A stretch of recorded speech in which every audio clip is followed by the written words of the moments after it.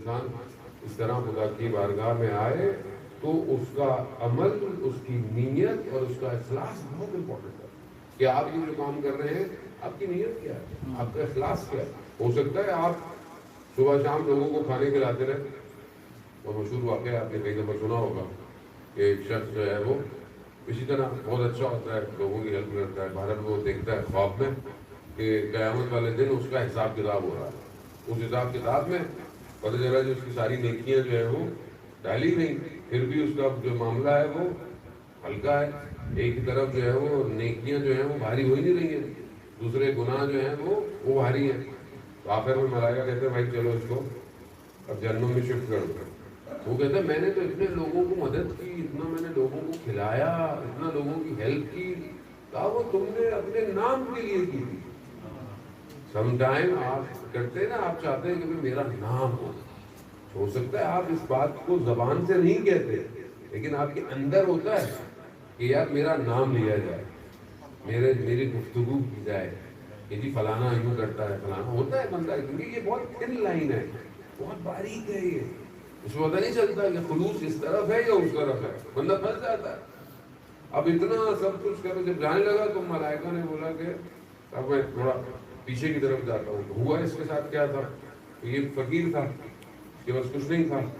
تو یہ کسی بزرگ کے پاس گیا کہ بھائی میرے لیے کوئی دعا کرے، کچھ مجھے وظیفہ دے، یہ کچھ کرے میرے لیے، کہ میرے حالات بہت مشکل میں ہوں، میں بھوک ہے.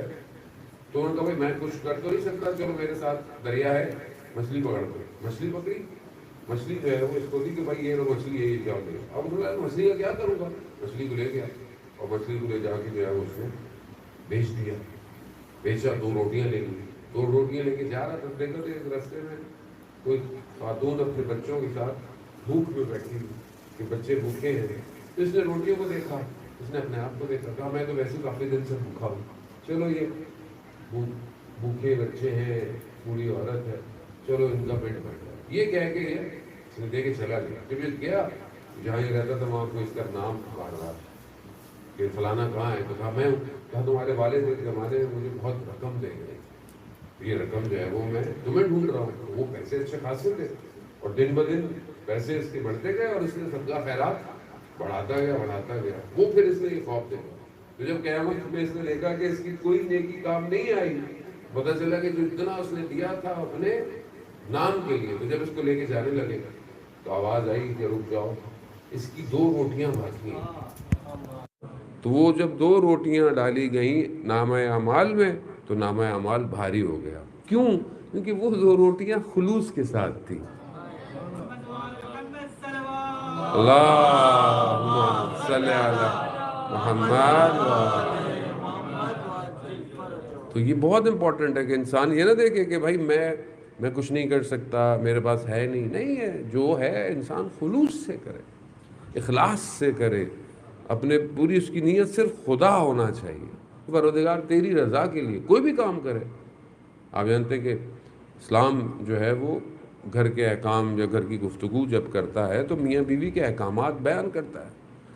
جہاں اگر خاتون گھر کے اندر کام کر رہی ہے، بچوں کی پال رہی ہے، کھانے پکا رہی ہے، جو بھی کر رہی ہے، اگر اس کی نیت یہ ہے کہ میں خدا کو راضی کرنے کے لیے کر رہی ہوں تو اس کا ہر کام عبادت میں شمار ہوتا ہے. اور اسی طرح ایک شخص اگر باہر کام کرتا ہے، رزق حلال کماتا ہے اولاد کی پرورش کے لیے، گھر کو پالنے کے لیے، کسی کام، لیکن اس کی نیت یہ ہے کہ پروردگار میں تیری رضا کے لیے کر رہا ہوں، میں تجھے راضی، تو اس کا ہر عمل گھر سے نکلنے سے لے کے گھر واپس آنے تک عبادت میں شمار ہوتا ہے.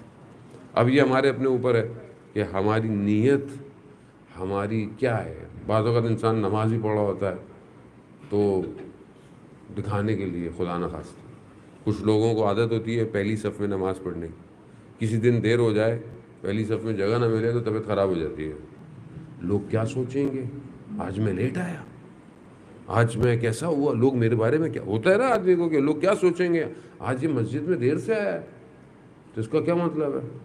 اس کا مطلب ہے کہ آپ نماز خدا کے لیے نہیں، پہلی صف کے لیے پڑھ رہے تھے. اب کتنا انسان ہوتا ہے، یہ انسان کو بہرحال ساری چیزیں انسان کو ہوتا ہے نا، انسان بہرحال لوگ کیا سوچیں گے، لوگ کیا بولیں گے. جہاں آپ لوگوں کے لیے، لوگوں کے سوچنے کے لیے کام کیا وہاں پھر معاملہ خراب ہونا آپ کی زندگی میں شروع ہو جائے گا، پھر انسان اپنے لیے عزیزان محترم اور اب خدا کی طرف نہیں بڑھتا۔ تو یہاں رضا الہی بہت ضروری ہے۔ شخص اب حکیم لقمان، سورہ لقمان بھی ہے قرآن میں، اور بہت ساری روایات جو ہیں وہ ان کے لیے بیان ہوتی ہیں۔ لقمان کے جو مالک تھا وہ عبادت اور نماز میں بہت کسالت کرتا تھا، یعنی سستی کرتا تھا، تو یہ کہتے تھے کہ بھائی صبح اٹھو، خدا کی عبادت کرو، خدا کی طرف آؤ، تو کہتا تھا نا خدا رحمان ہے، خدا رحیم ہے، مطلب خدا بخش دے گا۔ تو ایک دن اس مالک نے لقمان کو جو ہے وہ کچھ بیج دیے کہ جاؤ اس کو کھیت میں جا کے بو کے آؤ، تاکہ جو ہے وہ کھیت میں فصل نکلے، گندم نکلے۔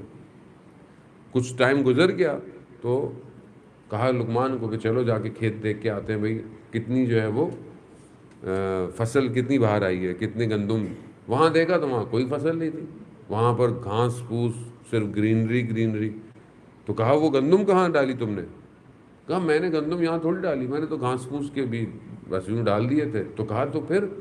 تو کہا میں نے خدا رحمان ہے، خدا گھاس سے گندم کو نکال لے گا۔ تو کہا کیسی بیوقوفوں والی بات کر رہے ہو، جب جو بیج ڈالو گے، جو سیڈ ڈالو گے وہی درخت نکلے گا۔ تو کہا میں بھی تو یہ سمجھا رہا ہوں کہ جو سیڈ ڈالو گے آخرت میں بھی وہی درخت نکلے گا۔ اگر عمل نیک نہیں کرو گے، عبادت نہیں کرو گے، تو قیامت میں پھر کیا کرو، کیا ملے گا؟ خدا رحمان ہے، خدا رحیم ہے۔ جب تم نے خود کچھ کیا ہی نہیں تو خدا کس درخت میں میوے لگائے؟ بس جانے محترم یہ بہت امپورٹنٹ ہے، خاص طور پہ جوان بچے بیٹھے ہوئے ہیں، انسان جو ہے وہ اپنی زندگی میں رضائے الہی